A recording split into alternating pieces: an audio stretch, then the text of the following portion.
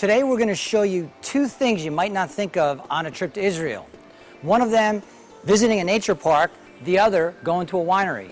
We're going to start off with Agamon Hula in the Hula Valley, which is a nature park that features a migratory area where more than 500 million birds pass by every year. We've got three options to go explore this park. One is by golf cart, one is by bicycle tour, and one is by Grand Safari wagon. We're going to head out on a golf cart. In the 1950s, this land was drained by the Israeli government to increase the acreage of usable farmland. Recently, some of the swampland has been reflooded, and in 1995, the Agamon Hula Nature Park arose as a place for agriculture and a way to preserve nature. Tourists from the Hula Valley and around the world can come to Agamon Hula now to check out the land, the wildlife, but especially the birds.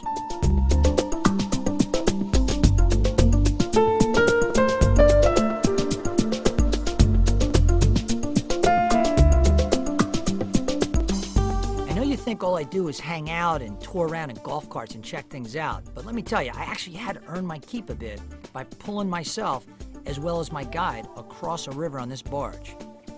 I call that my kind of sailing. In fact, it's about the only type of sailing I'm allowed to do. Take a look at this map and you can understand why this location right here in Israel, the Hula Valley, is a bird lover's paradise.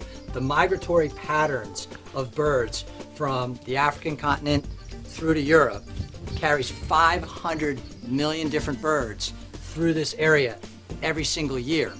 And what they've done here at the private game reserve is set up a sanctuary for the birds, but also a place that you can come and watch during the migratory season. So Nadav, you're here, and one of the things that you do in order to track these birds, I called it tagging, but there's another name for it. Yeah, we call it banding.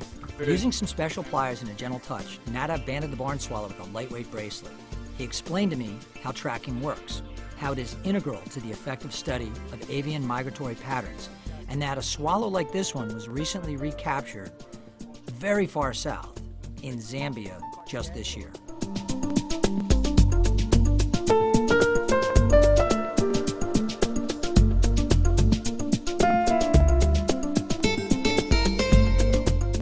European bee-eaters are also found in Turkey, tropical Africa, India, as well as southern Europe. The bank full of holes below this bee-eater was created by workers at Agamon Hula as a place for kingfishers to dig and nest.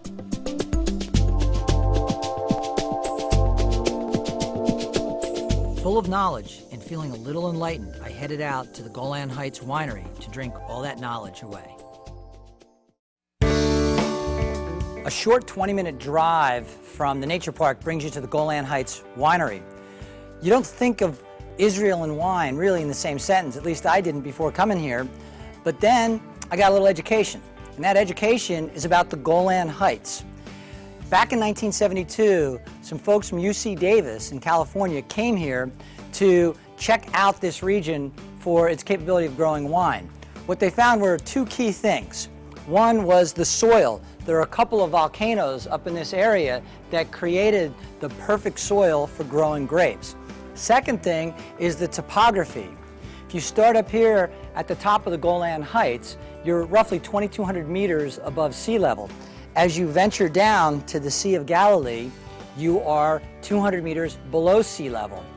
That change in topography allows them to grow 22 different kinds of grapes and create 35 different kinds of wines.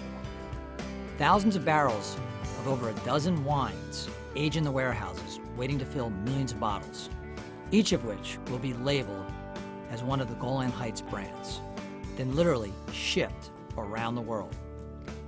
One of the neat things you'll see here at the winery are these ancient stones, some of them dating back 1,500 years or so. And as you'll notice on these stones, they've got grapes and vines. So even though 1972 was the time frame when they decided to start replanting grapes, of course, grapes were a part of the Golan Heights for centuries. Of course, what us wine drinkers really know is the real reason to visit a winery. It's the tasting room. Golan Heights' modern design and low-key ambiance created a great atmosphere for a few sips, but it was the wine itself that stole the show.